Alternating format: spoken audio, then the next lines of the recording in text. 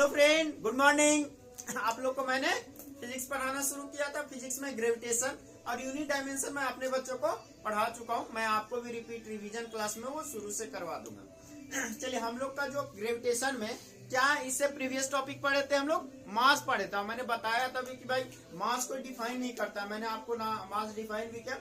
आज हम लोग वेट पढ़ने जा रहे हैं। वेट सबसे इजी और सबसे इंटरेस्टिंग टॉपिक है। इससे इंटरेस्टिंग टॉपिक आपको कुछ नहीं मिलेगा, ठीक है। वेट। अब आते हैं कि भाई कभी कभी देखे ना भाई, ये पेन है, पेन को गिरा रहे हैं तो अर्थ की ओर गिर रहा है। तो क्यों गिर रहा है? Due to earth gravitational force. Due to earth gravitational force. तो भाई वेट कुछ नहीं है। जो अर्थ, ठीक है, जिस ग्रेविटेशनल फोर्स से अपने और किसी वस्तु को खींचता है उसी को वेट कहते हैं। उसी को वेट कहते हैं। और वेट को डिनोटेड किया जाता है W द्वारा, जो बाद में लिखाएंगे, ठीक है। तो भाई किस फोर्स से खींच रहा था हमारा मास को, और जी से मल्टीप्लाई कर दीजिए, यही वेट हो जा रहा है।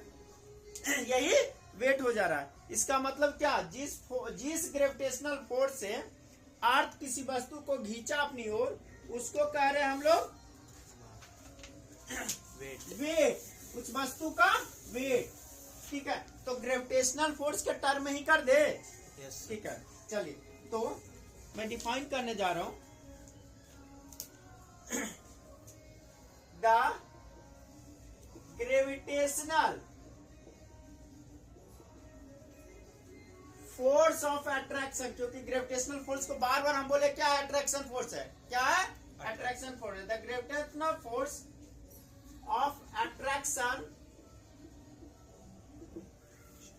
एक्साल्टेड मतलब लगाना, exalted by earth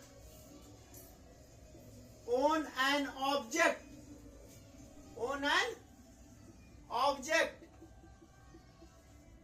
is called weight, ठीक है।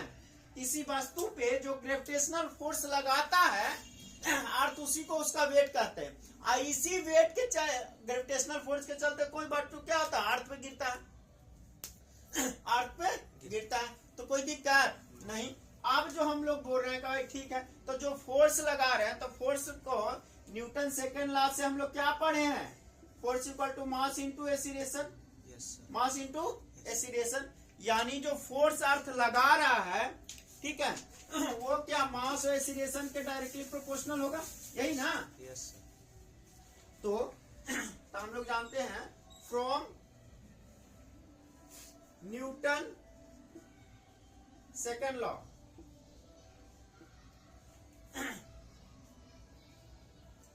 ठीक है, फोर्स क्या होता है, फोर्स जो है directly proportional to mass and acceleration. Mass and acceleration. तो हम लोग कह रहे हैं कि फोर्स होता है मास इनटू एक्सीलरेशन। यहाँ पे हम लोग कह रहे हैं ए के जगह पे क्या लेंगे, जी, क्योंकि जब जो हम लोग जो अर्थ ग्रेविटेशनल फोर्स लगाता है वो उसके मास के और डी के डायरेक्टली प्रोपोर्शनल होता है। जी के जो अर्थ फोर्स लगाता है, ठीक है, वो जो बॉडी लिए है उसके मास के और उसके एक्सीलरेशन तक। किस एक्सीलरेशन से आप गिर रहे हैं, जी से ना, ठीक है, जिसको, हाँ वेरी गुड, 9.8 मीटर पर सेकेंड स्क्वायर। तो ए से तो हम लोग कह सकते हैं, डैट इज नहीं कर सकते हैं कि एफ इक्वल टू क्या ले लेंगे, एम इंटू जी, एम इंटू जी। तो ये जो एफ है इसको क्या कर लेंगे, वेट। यानी जो फोर्स लगाया अर्थ वही वेट हुआ। अर्थ जो फोर्स लगा रहा है किसी बॉडी पे, दैट इज वेट। तो यहां लिख लीजिए, उसके बाद एक और डिफिनेशन लिखा देता हूं।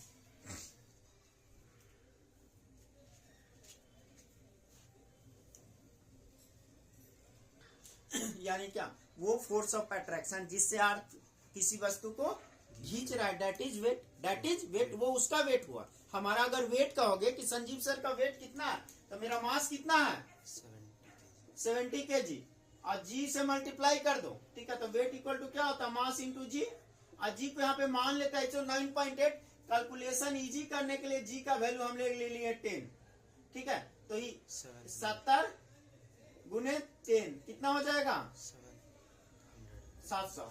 क्या वेट का ऐसा यूनिट, वेट ऐसा यूनिट यहीं पे बताने भी जा रहा है। वेट का ऐसा यूनिट वही होगा जो फोर्स का है, क्योंकि वो फोर्स लगा रहा है, वो फोर्स लगा रहा है, तो यहाँ न्यूटन देंगे, न्यूटन। ठीक है, तो कितना वेट हम पे लग रहा है अर्थ का? 700 न्यूटन। 700, यानी मेरा वेट कितना है?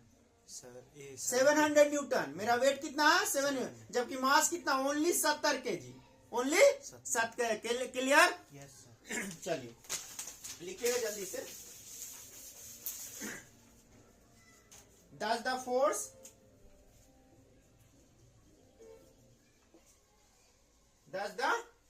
force of attraction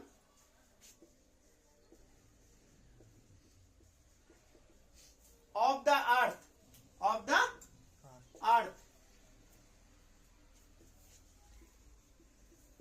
on an object is called weight, is called weight। बड़ा क्लियर है कि नहीं? कोल्ड या नॉन एज वेट, जो भी अपना लिखना है लिख लीजिए। तो याद रहेगा कि वेट का ऐसा यूनिट फोर्स, सीजीएस यूनिट डायन। ठीक है, तो चलो इसको जो डिनोट करते हैं, it is denoted by W. It is denoted, it किसके लिए यूज हुआ है? वेट के लिए। तो वेट को किससे डिनोट करेंगे? डब्ल्यू से। ठीक है, तो वो जो इक्वेशन था एफ बराबर एम इंटू जी, तब एफ के जगह पे अगर डब्ल्यू ले ले तो डब्ल्यू इक्वल टू क्या हो जाएगा? एम इंटू जी हो जाएगा कि नहीं? M into ji.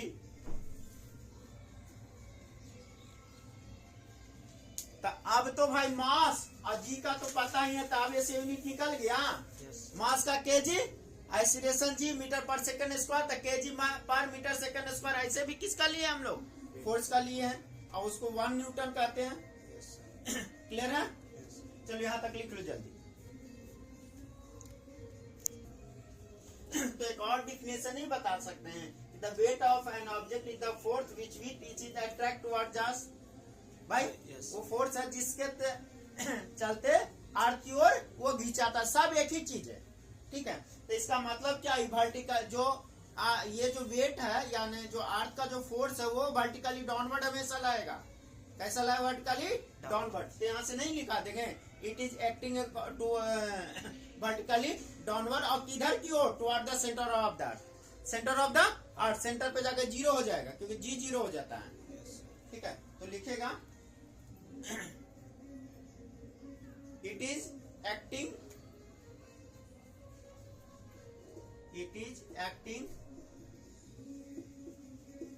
vertically downward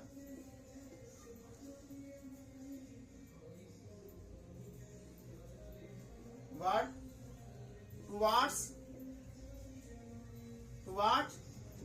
the center of the earth। Centre of the अर्थ दिख रहा है सब लोग को साफ? सेंटर ऑफ द अर्थ, और सेंटर पे जी 0 होता है, सेंटर पे, तो वेट भी आपका 0 हो जाएगा, ग्रेविटेशनल फोर्स भी वहां पे 0 हो जाएगा।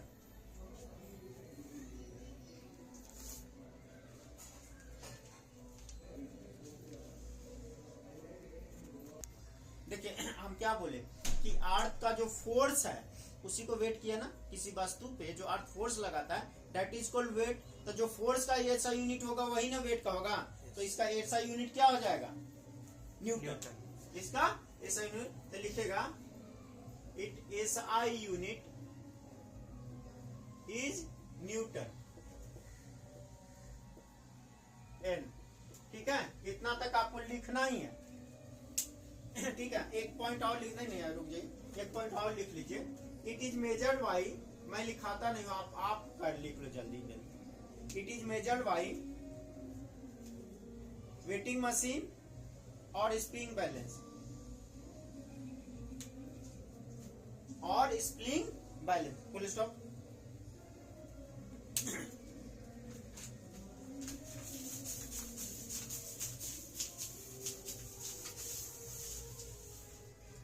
है, अब नोटेबल पॉइंट कर दे रहे हैं। ठीक है, इसके बाद नोटेबल पॉइंट है तो थोड़ा ये वीडियो बड़ा बन जाएगा, अलग से सेपरेट कर, फिर भी एक आप पॉइंट क्लियर कर देते हैं। जैसे आप अपना मास बताइए, 50। ठीक है, मान लिया सर माने जो भी आपका नाम है तो इस ले रहे हैं हम लोग 50 kg। अगर हम आपका वेट निकालना चाहें कि आपका वेट कितना है तो W इक्वल टू क्या हो जाएगा, 50 into 9.8 MS इंटू जी। यहाँ पे बार बार G का वैल्यू होता है 9.8, लेकिन कैलकुलेशन के लिए हमेशा हम 10 लेंगे, ठीक है।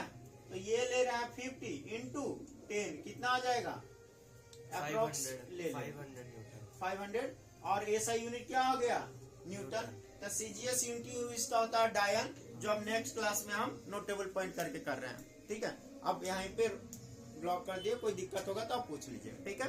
यहीं तक एग्जाम में आपको लिखना है। Thank you, have a nice day.